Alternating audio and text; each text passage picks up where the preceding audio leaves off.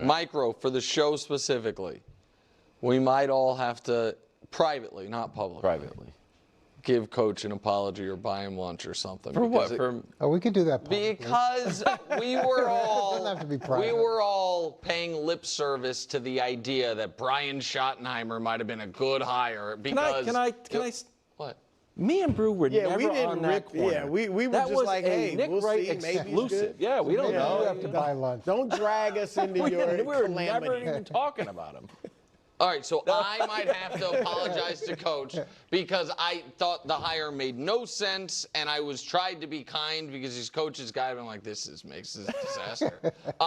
And through 2 games, and if we're talking about an offensive explosion, he seems innovative, and the offense seems more I know they scored a bunch of points with Mike McCarthy a couple of years ago, but the offense does seem more dynamic without as many weapons as the Cowboys under McCarthy had. They had better offense. They had Hall of Fame offensive linemen. They had a better running game a couple of years ago. So I think that's my micro.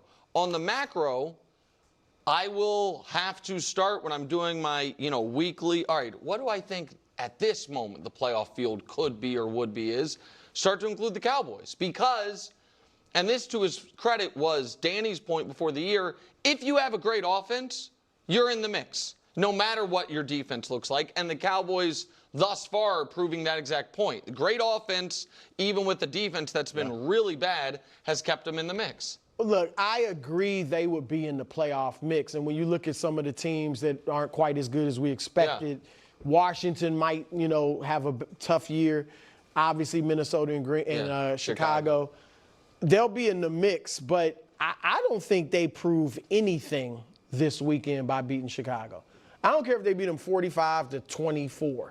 Like, they can't – they're supposed to do that against these Bears. J.J. McCarthy looked all world in the fourth quarter, and then Russell Wilson – who hasn't looked good in that was against Cowboys. It was Jared Goff. I'm sorry. Yeah, Jared Goff looked fantastic, and he's obviously a good quarterback. But after the way he struggled in Week 1, passer rating was 156. Yeah, so if that goes, it'll be a great win. Don't get me wrong. But him going out there throwing 3 or 4 touchdowns, close to 300 yards, will be like, okay, great win. We are putting ourselves in the playoff mix. We got a great chance to start 4-2. Or maybe better, but they got Green Bay next week. You got momentum going into that. But, Coach, I expect them, like, seeing what Chicago's defenses look like, I expect this good offense to have its way with the Bears. Yeah, so the numbers are pretty bleak for Chicago right now. 32nd in points, 30th in sacks, 28th in total yards, 27th in rushing, 22nd in passing defensively. And then when I went and looked and I said, okay, well, they bring a lot of pressure. They're dead last in the amount of pressure they bring. So here's one thing Chicago would do: blitz more. They're. It's surprising a Dennis Allen defense has been this passive. Yeah, I thought it was going to be much more. The numbers would be much more aggressive than they were. And if you're not if you're not having production, at some point, you don't want to die by 1,000 paper cuts. You might as well go take some chances and try to create some negative plays. The thing that could be learned here is if Dallas's offense doesn't have an explosive game, I think that's problematic. Yes. And then the flip side of that is if Dallas's defense has another bad performance, that could also be a huge concern. So it's more about Dallas not performing in those 2 areas as opposed to, going and performing really well. Yeah, that's a pretty good nuanced take. I appreciate that. I mean, seriously, beating the Bears and having an offensive explosion would prove exactly nothing to me for the Dallas Cowboys, because I expect them to be able to do that against a Chicago Bears team that is clearly struggling and doesn't look very good. And that was that continues to be the common thread that I've said with the Dallas Cowboys going into this season, that I expect him to still be able to absolutely beat up on the bad teams, because that is what they've been able to consistently do ever since Dak Prescott has been the starting quarterback. And now they have great weapons. I don't know what Nick is talking about right now. Like, this is the most complete passing offense that Dak has been able to work with in forever, quite frankly. So I expect them to be able to do that, and I know many Dallas Cowboys fans believe that Dak Prescott is better than Jared Goff. And Jared Goff was absolutely able to just cook. And listen, you can say, yeah, but he's got a great team. And it's just like, well, first off, their O-line is not as good as it's been in years past. Their coaching staff isn't as good as it was years past. And again, you either believe CeeDee Lamb, Pickens are great, or and do you think they're better than Monroe Street Brown and stuff? So it's just like you tell me that, right? Like you either think your team is great or you don't. Like it is always funny to have certain teams be like we're a great team, and then it's like, well, okay, well then do what this other team did.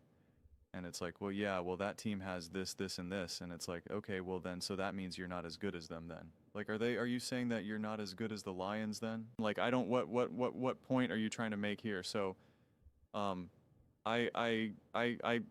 think just when you look at J.J. McCarthy with Justin Jefferson, what they were able to do, like, right, that fourth quarter was just an eruption. Obviously, I expect an experienced, seasoned veteran Dak Prescott to feel very, very, very comfortable against this Chicago Bears offense. And if they don't, that's way more concerning than them having an offensive explosion. And that is where I would then look to a defense and be like, you know, man, how comfortable did you just have Caleb look? Because Caleb has about like a couple drives a game where you're like, all right, that's pretty good. Looking good. All right. I'm seeing the growth. I'm seeing the progress.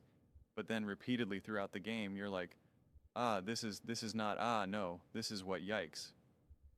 And you want to be able to see that. You want to be able to see the Dallas Cowboys be able to deliver on that trend that Caleb Williams has been doing these last couple of weeks since the start of the season.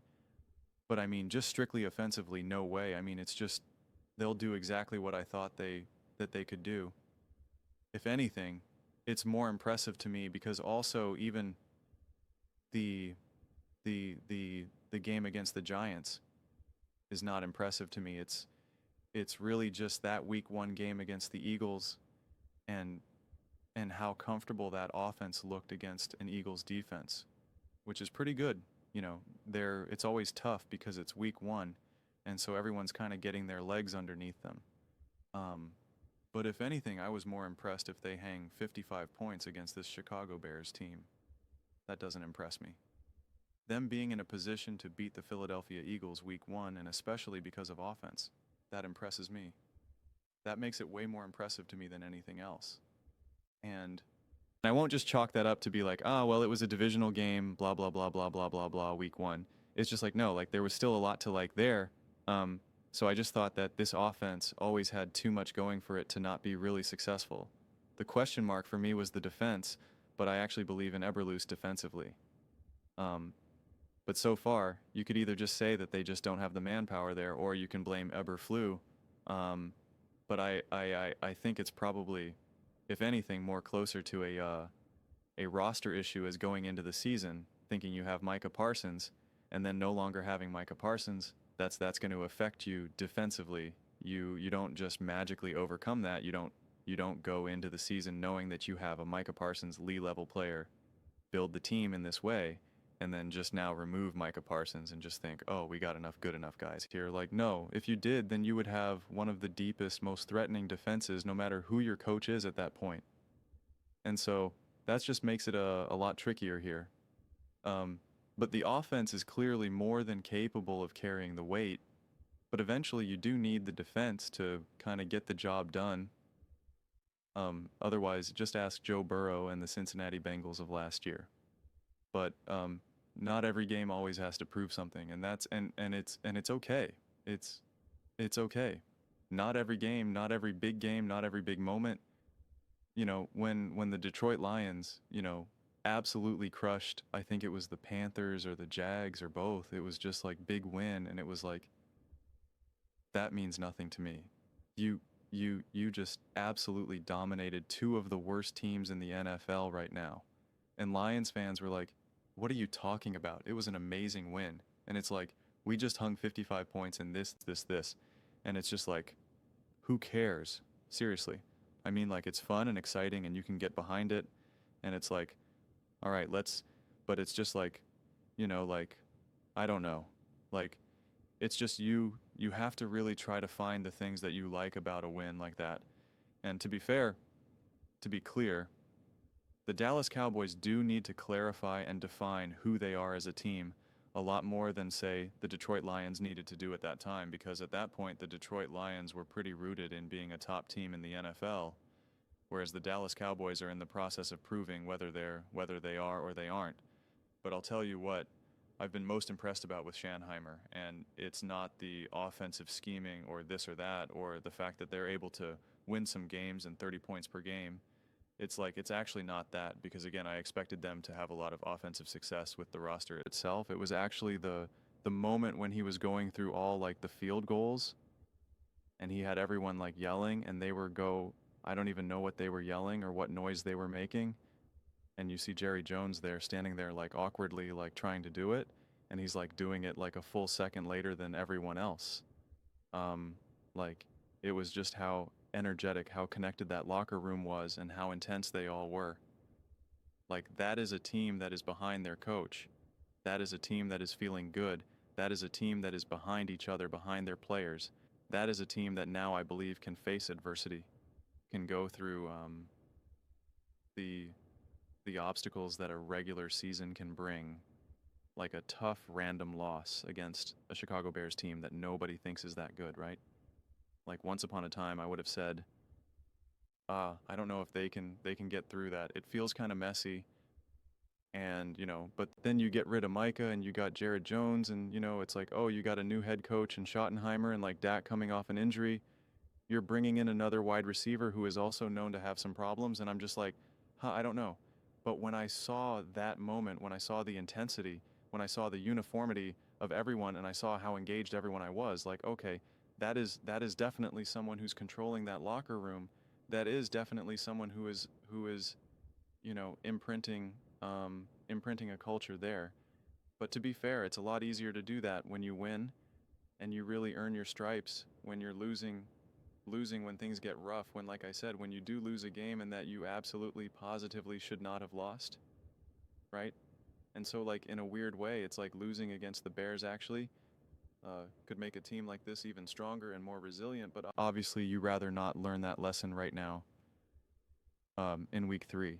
So yeah, because right now it's like Chicago Bears aren't feeling that level of connection, and I guarantee if they ended up winning 2 games, they would all be really excited and connected and feeling good and dancing. And the Minnesota Vikings had a whole dance session for J.J. McCarthy, and we're screaming and we're cheering and we're like, oh, let's go.